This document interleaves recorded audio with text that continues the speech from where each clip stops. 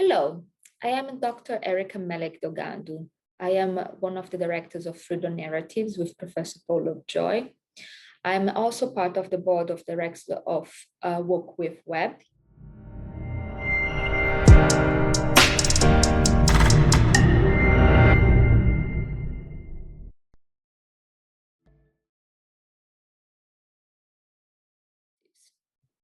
So Freedom Narratives is a project that aims to make a website on recording of biographical narratives of people in the era of slavery.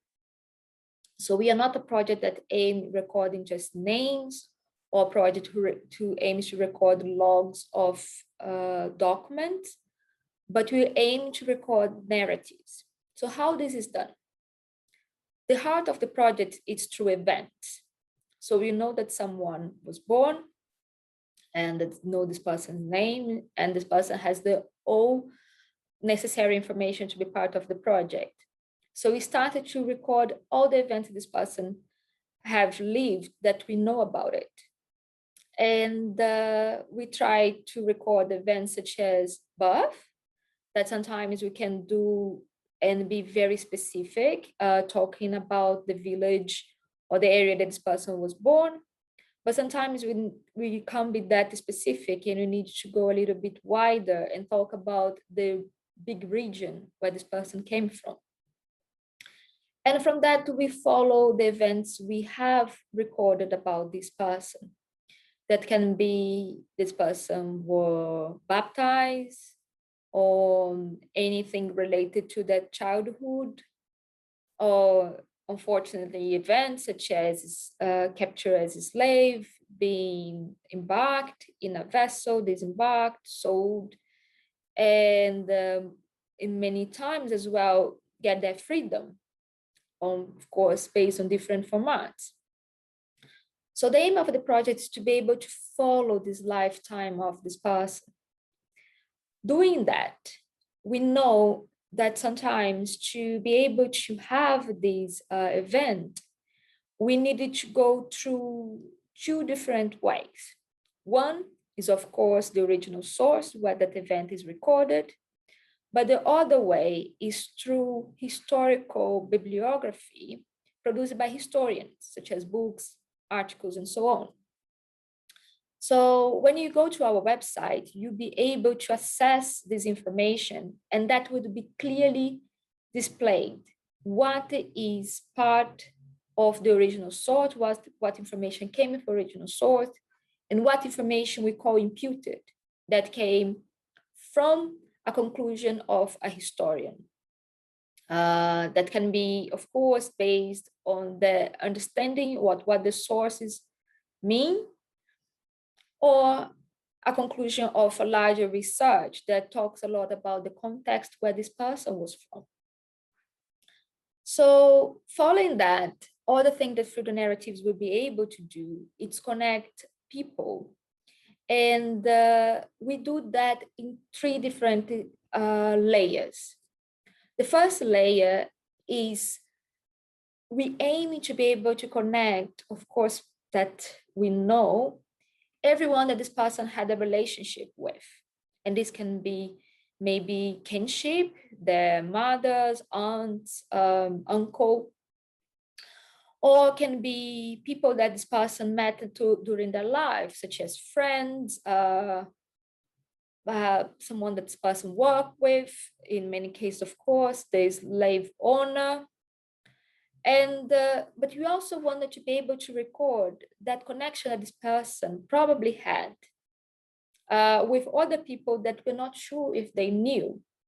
So it's people that they were part of the same event, so they experienced the same event. One example would be the embarkation in a vessel. We know that many people were part of that vessel, and many of times, unfortunately, very crowded. So we knew that everyone on that event probably experienced a similar, had a similar experience. The third level of connection we wanted to make are really about major events, and can be that events that like we talk in a very broad format.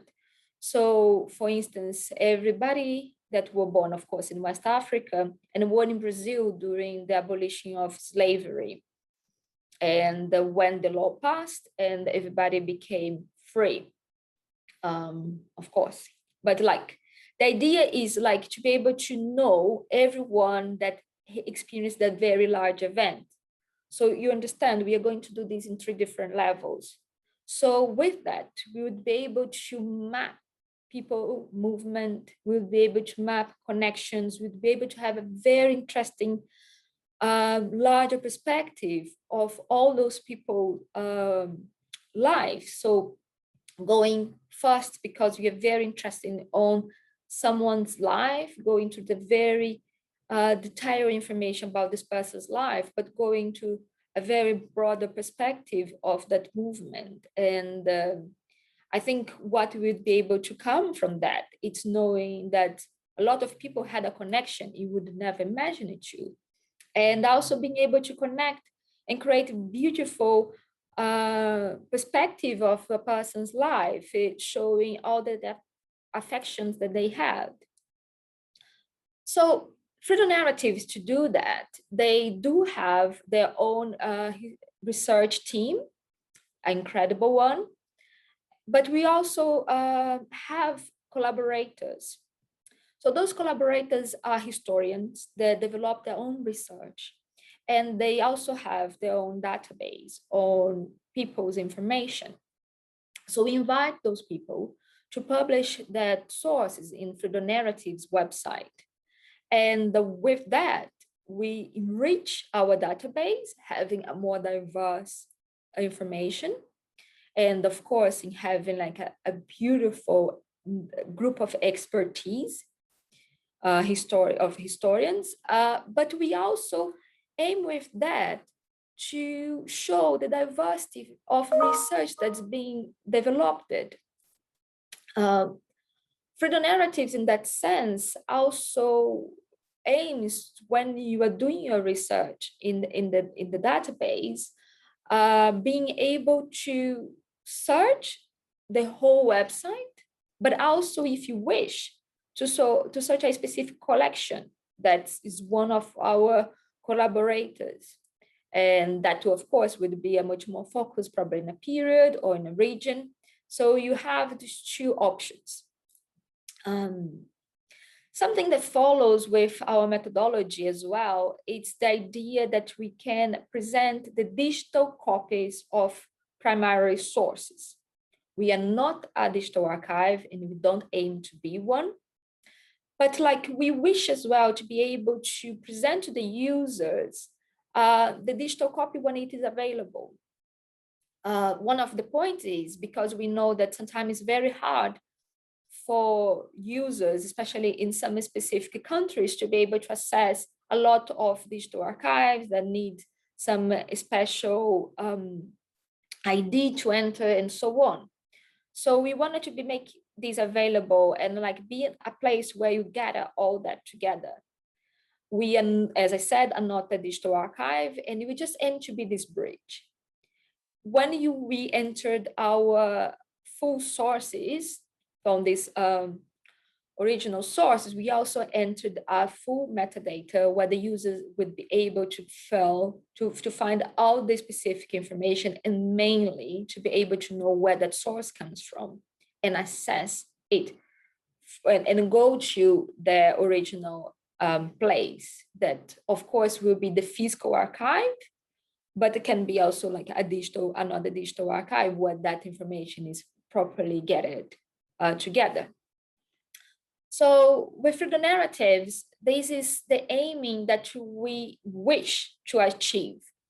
Now we have a number of around 2,500 people already entered, but soon this is going to be multiplied by 10 easily. And in some months, we aim to be able to present this very diverse website that we wish present as well, like an area where we can have some digital support for teaching. and all those kind of informations. Following that, Freedom Narratives is also one of the many projects that is hosted by Work with Web. So Freedom Narratives was one of the first projects that helped to develop the digital content management service called Regenerate Identities. And we created together the methodology used. Because of it, I am one of the historians that is part of the board.